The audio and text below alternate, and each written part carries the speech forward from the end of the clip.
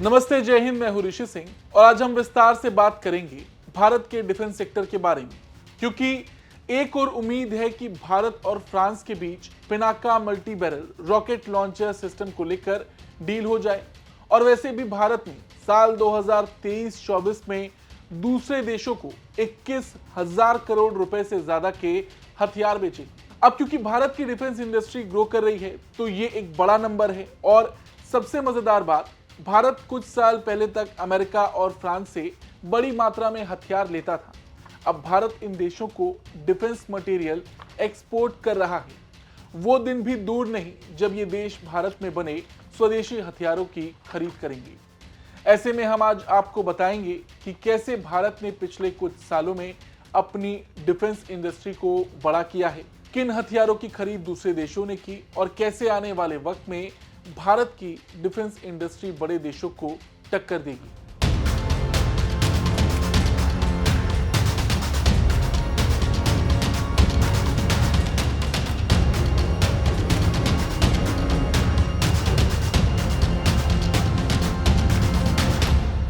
आपको जानकर हैरानी होगी, मगर एक दशक पहले भारत का रक्षा निर्यात मात्र 2000 करोड़ था। 2024 में ये रिकॉर्ड 21,000 करोड़ रुपए तक पहुंचा। एक दशक में अप्रत्याशित रूप से आंकड़ा बढ़ा।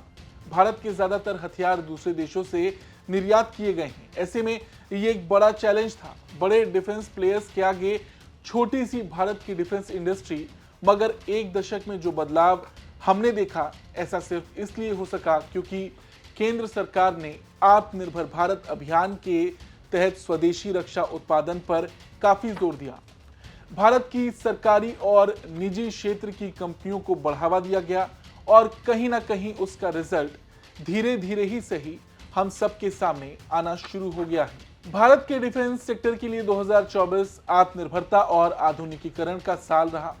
डीआरडीओ और एचएएल जैसे भारत की प्रमुख रक्षा डिजाइन और विकास एजेंसियों ने 2024 में अत्याधुनिक हथियार प्रणालियां, युद्धक विमान, युद्ध क्षेत्र प्लेटफॉर्म, ड्रोन और मिसाइलों के ट्रायल और टेस्टिंग में एक आश्चर्यजनक रिकॉर्ड दर्ज किया। उस पर भी हम आएंगे, लेकिन उससे पहले हम आपको बताएंगे कि भारत में बने हथियारों को आखिर किन किन देशों ने खरीदा। ये हम आपको बता चुके हैं कि अमेरिका और फ्रांस भारी मात्रा में भारत से डिफेंस मटेरियल एक्सपोर्ट कर रहे।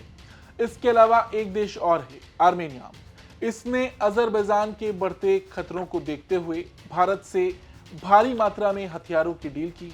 आर्मेनिया भारत का सबसे बड़ा खरीदार रहा। आर्मेनिया भारत से Akash air defence missile system, Pinaka multi launch rocket system, 155 artillery gun जैसे वेपन सिस्टम भारत से खरीद चुका है। भारत 100 से अधिक देशों को हथियार, गोला बारूद, फ्यूज ये सब निर्यात करता है। अमेरिका, फ्रांस और आर्मेनिया भारत के सबसे बड़े खरीदार हैं। अमेरिका को निर्यात में लॉकहीड मार्टिन और बोइंग जैसी रक्षा कंपनियों के लिए भारतीय फर्मों द्वारा निर्मित विमानों और हेलीकॉप्टर्स के पुर्जे शामिल हैं। फ्रांस को भारत बहुत सारे सॉफ्टवेयर और इलेक्ट्रॉनिक उपकरण निर्यात करता है, जबकि आर्मेनिया को भारत क्या क्या निर्यात करता है ये आप देख चुके हैं। इससे पहले फिलीपींस ने भारत के साथ 2022 में ब्रह्मोस मिसाइल को लेकर डील की थी। आसियान देशों के साथ साथ कुछ खाड़ी देश भी भारत से हथियारों की डील करने में लगे। अब जिन भारतीय हथियारों की सबसे ज्यादा मांग है वो है ब्रह्मोस सुपरसोनिक क्रूज मिसाइल, जिसे भारत और रूस ने मिलकर डेवलप किया है। इसके अलावा डॉनियर 228 विमान, आर्टिलरी गन, रडार, आकाश मिसाइल, पिनाका रॉकेट ये भी उस लिस्ट में शामिल है। अब क्योंकि भारत के डिफेंस सेक्टर के लिए पिछला साल आत्मनिर्भरता और आधुनिकीकरण का साल रहा, तो ऐसे में देसी डिफेंस टेक्नोलॉजी के क्षेत्र में उठाए गए कुछ बड़े कदमों के बारे में भी हम आपको बताएंगे। 11 मार्च 2024 मिशन दिव्यास्त्र सफलतापूर्वक पूरा हुआ। डीआरडीओ ने multiple independently targetable re entry vehicle तकनीक के साथ स्वदेशी रूप से विकसित अग्नि 5 का पहला सफल उड़ान परीक्षण किया था। इस मिशन का मतलब है भारत द्वारा बनाई गई एक ही मिसाइल अब दुश्मन के इलाकों में अलग अलग जगहों पर कई परमाणु और थर्मोन्यूक्लियर वॉरहेड से हमला कर सकती हैं। अग्नि 5 आईसीबीएम की रेंज लगभग 8000 किलोमीटर है, जो पूरे चीन और यूरोप के बड़े हिस्से को कवर करती है। इसके बाद 28 मार्च को तेजस मार्क 1A लड़ाकू विमान की पहली परीक्षण उड़ान हुई थी। आपको बता दें, LCA तेजस मार्क 1A LCA Mk1 लड़ाकू जेट का एक एडवांस वर्जन है।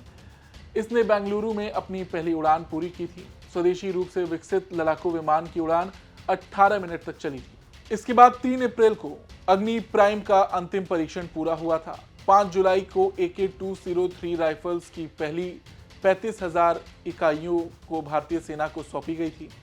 7 जुलाई को जोरावर लाइट बैटल टैंक का आधिकारिक अनावरण किया गया था।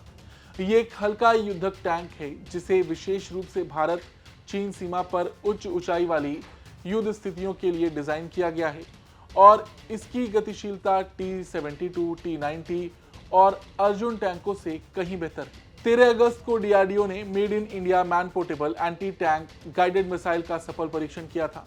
29 अगस्त को INS अरिहंत को भारतीय नौसेना में शामिल किया गया।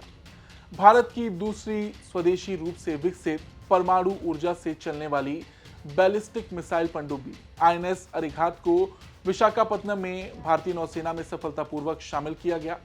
INS अरिहंत पनडुब्बी के शामिल होने के कुछ ही महीनों बाद 27 नवंबर 2024 को K4 परमाणु सक्षम बैलिस्टिक मिसाइल का सफलतापूर्वक परीक्षण भी किया गया था। इसके अलावा 3 और 4 अक्टूबर को स्वदेशी V-शॉट्स very short range air defence system का सफलतापूर्वक वेरिफिकेशन हुआ था।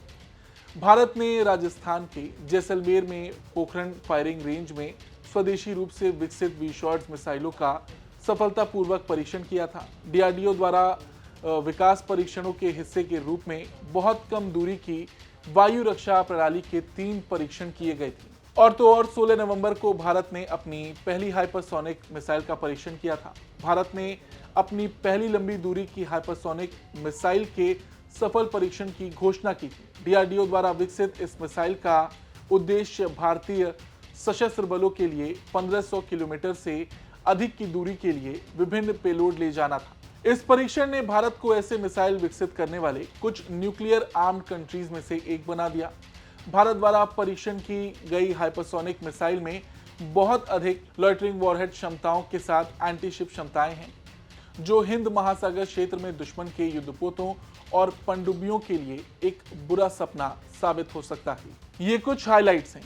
भारत स्वदेशी हथियारों पर काम कर रहा है। आज देश में कई आधुनिक उपकरण जैसे हल्के लड़ाकू विमान, ड्रोन और पनडुब्बियां स्वदेशी रूप से निर्मित हो रहे। ऐसा माना जा रहा कि 2025 में आर्टिफिशियल इंटेलिजेंस, साइबर सिक्योरिटी और अंतरिक्ष रक्षा जैसे क्षेत्रों में देश में तेजी से काम होगा।